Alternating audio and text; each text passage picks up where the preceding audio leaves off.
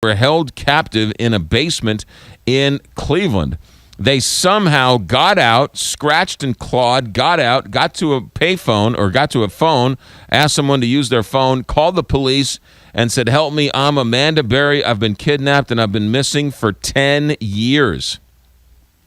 That started a series of events which grappled and sort of took the attention of the country for a long, long time. Amanda Berry and Gina DeJesus have now written a book, two of the three, with Mary Jordan and Kevin Sullivan. The book is called Hope, a memoir of survival in Cleveland. Do we have the authors on the phone? They are here. We are here. Mary Jordan and Kevin Sullivan, welcome to Big 550 KTRS. Thank you very much for having us. Thanks. You got it. Congratulations on debuting at number 2 on the New York Times bestseller list. And No, number 1. Oh, number one. Please. Well, I gypped you. I apologize. I don't want to slight you. Thank you very much. I apologize. But it's a story. It's a pretty dreary and sad and painful story. But how much of this story is actually uplifting with a good ending, in a sense? Well, I think we call it hope for a reason, and we focused on how you cope with these difficult things that happen, and what it was that these ordinary kids, one was 14 in the 7th grade, and one was working at Burger King at 16.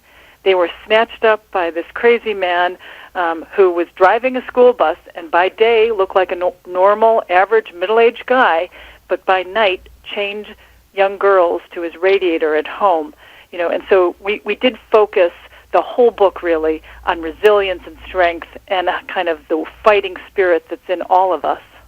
You have to explain what happened, and we do that, and we do it very carefully and respectfully. But because if you don't understand that, you don't understand the magnitude of what they've overcome. But as Mary said, we really do try to focus as much as possible on the ways they found the strength inside themselves to carry on in there. In knowing just a little bit about this story, when tragedies like this happen and kids are abducted, they sort of they sort of become brainwashed in a sense. But it sounds like these girls weren't brainwashed at all and actually knew that they were being held captive. Oh, absolutely they do. At no point did they not want to escape. He had them chained for years and then locked in their room and then the whole place alarmed and locked inside. But they would daydream about setting the house on fire. They thought maybe if they did that, the fire department would come and see them. But they were really worried that if they didn't come in time, they would burn alive in this locked home. But they don't like this term Stockholm syndrome. They say that sometimes when you're inside there, you just try to survive. They didn't want to rile him. They tried to get along because they would have better treatment and more food. They were hungry most of the time in there, but at no time did they not want to get out of there, and they would have done anything they could have to get out of there. Which is a little abnormal because in some other child abduction cases, we've heard them playing out in the middle of the street and had to come home, and so they were being held captive in broad daylight, could have escaped but didn't. In this situation, they were held captive the entire time. They were, and I think the point here is that every one of these cases is different, and Amanda particularly is always saying you can't judge how we behaved in there. You can't understand it because you weren't there. I'm the only one who was there. I knew what I had to do to survive, and it's a very, very difficult situation. And there are these other cases where the hostages, the women being held captive, have had kind of different degrees of freedom. But these young women, they were chained. They were chained for 6 or 7 years, literally chained around their waists, around their ankles to a radiator. There's absolutely no way of escaping that. And then when he took them off the chain, he kept them in locked rooms. He would leave the door open when he was in the house so he could keep an eye on them. But whenever he left, he locked them in. He messed up on that regime one time in 10 years, and that's the day they escaped. The book is called Hope. It sits number 1 on the New York Times bestseller list. Mary Jordan, Kevin Sullivan, our guest, the author of the book, telling the story of Amanda Berry and Gina DeJesus.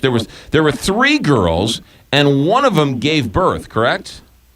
Amanda Berry did. The Amanda amazingly had a baby with no medical care inside there, and she raised her in there until she was 6 years old. She was 6 when the escape happened, and the girl, the little baby, actually was born on Christmas Day and made everything a little bit better in there because he fell in love with her. Ariel Castro fell in love with the little girl, and when he was happier, he treated everyone better. And so, and even the day they escaped, it was that little 6-year-old girl running down the stairs because he started giving her a little more freedom in the house and told her mother, "Daddy is not home." And Amanda said, "Go back down there and check every room." She came back up. "Daddy is not home. Go back down, see if the car is gone." And when the car was gone, Amanda said, "Oh my God, this is the first time he's left the door open," mainly because of the little girl, and she made a run for it. How is it possible that this goes on for 10 years, right under the nose of the Cleveland police and the Cleveland community, and nobody knows? Well, a lot of people have said that, and a lot of people say, "What about the neighbors? My God, what were they thinking?" Well, this was a kind of a modest neighborhood in the city, and the houses, Castro boarded up all the windows in the house, but he boarded them from the inside, and he made sure that there was a curtain hanging in the window before he did that. So the effect from the outside was it just looked like the curtains were drawn. It just looked like sort of a private person lived in that house.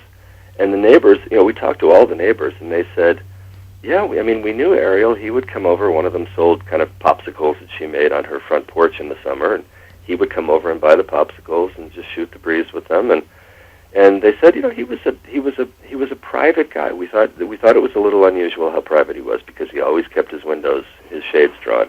But there was never anything that suggested that there was anything sinister or suspicious about him. He was just kind of a private guy. I'm from Cleveland, and this broke Cleveland's heart. They just couldn't believe this had happened in their midst.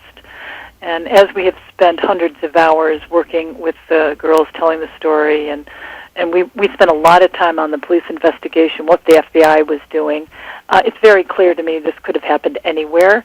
Why? Because Ariel Castro was that good. He led a double life. He was a musician and a school bus driver by day, and by night he was a monster that chained women to his radiator. Was he ever caught, or was there anything in his background that could have tipped anybody off to this? Well, it is a bit sad. He had a common law wife, and they were together for I think 18 years, and he just beat her up badly all the time. And there were several times when the police got involved, and there was one time in particular when he beat her up so badly that there was going to be an indictment. I mean, there was a grand jury had been convened, and they were going to indict him. And his wife, his ex, his common law wife, was coming in to testify in the courthouse. And he met her outside and threatened her. And he said, "If you go in there and testify against me, I will kill you. I will kill the kids." And she was terrified. So she didn't testify, so he got away with it. So, one of the things we learned in this case is how prevalent domestic violence is all over the country. And people get away with it all the time. And how this guy could be a Cleveland bus driver, we just don't quite understand. Yeah, and it also goes to show you that the depths of despair the people who are abused are in is that they are so afraid they don't go to the authorities. Right. Right. That is exactly right. Yeah. Talk about the neighbor who became one of the heroes, who was chowing down on a McDonald's burger when the kids came running towards him. Charles Ramsey, the guy who said, something's up, right? Right. When a pretty little white girl runs into the arms of a black dude. Right. He became a viral sensation because when Amanda started trying to kick out the door and she was waving her arm, she had broken through one door and she was trying to get through the second door, and she started shouting to the neighbors. And Ramsey came over and told her to start kicking out the bottom. And she hadn't thought of that because there was one part of the screen door that was easier to get through. And so she was grateful that he had thought of that. But, his role was a little overstated, but he was such a colorful character that people will long remember Charles Ramsey. Was it his cell phone she used? No, he went She went next door to his house, and he said, "I have my phone right here." And she kind of stepped into the door of his house, and she thought, "Oh, no, I'm not going back into some other strange house." So Right. she ran across the street. She left him standing there, and she ran across the street. She saw some other neighbors standing outside on their porch, and there was a woman over there who handed her the landline phone in her house, and she called 911. Which is a pretty small. I mean, who knows how any of us would react in that situation, but to not even tell the neighbor, say, I need a phone to call the police, not to the neighbor, please help me, I've just escaped. Right. I mean, nobody knew quite what was going on, and several neighbors were standing around, and nobody knew. Of course, nobody knew the magnitude of what they were looking at, but they just saw this hysterical woman with a baby, and somebody just handed her a phone and said, "You look like you need the cops." And there was one woman who heard Amanda say, "I'm Amanda Berry, and I've been missing for 10 years." And this neighbor actually thought she was crazy, and she said to others, "Well, it can't be Amanda Berry. Amanda Berry's dead." Amanda Berry was a well-known person in Cleveland. Her face, her picture of this young 16-year-old missing was on telephone poles and billboards, and it was electric. Like, it just went through the city. All of the police just stopped their cars, and in fact, over 100 cars converged on that street, cop cars. They just couldn't believe she was alive. We know the feeling here in St. Louis. It happened here a few years earlier. The book is called Hope, a memoir of survival in Cleveland. Amanda Berry and Gina DeJesus with Mary Jordan and Kevin Sullivan, #1 on the New York Times bestseller list. Mary and Kevin, I'll leave you with this question, and that is, it seems like from afar that this Amanda Berry is pretty healthy in terms of her mental health. To be able to go through that and to be able to deal with everything, it seems like, and I'm sure she was in counseling, but I'm sure she started off as a pretty strong woman. She did, and I think the thing that we take away from this more than anything is that, these were just ordinary young girls. Gina was in the 7th grade, Amanda worked at a Burger King. These were just totally regular people. And then this epic thing happened to them, and somewhere from deep inside themselves, they were able to summon this just extraordinary courage and strength and resilience. And we hope that we all have that inside of us, but certainly Amanda and Gina did, and it's truly inspirational. Are they in a? I mean, clearly they're in a better place, but are they in a good place going forward now? They're great. They're back with their families. They're trying to get their high school degrees. Gina got a job at a restaurant. They both learned how to drive. They're trying to cope with the technological, transformation, revolution that happened. They came out and they're like, people are talking about Facebook. What's that? Mm-hmm. Twitter, the internet. Amanda said, I can't believe it. People can order things online.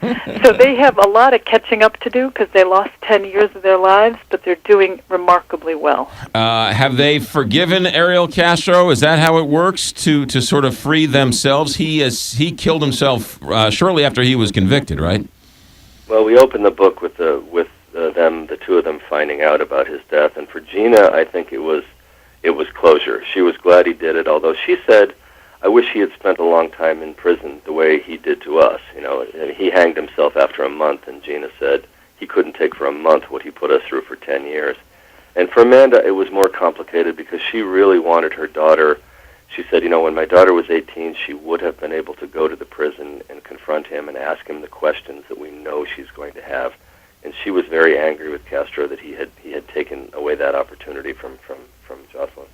The book is #1 on the New York Times bestseller list. It's called Hope, a memoir of survival in Cleveland. Mary Jordan and Kevin Sullivan, thank you for your time. Thank you. Thank you. You got it, 9:25 here, Big 550 KTRS. Let me tell you about Ted Drew.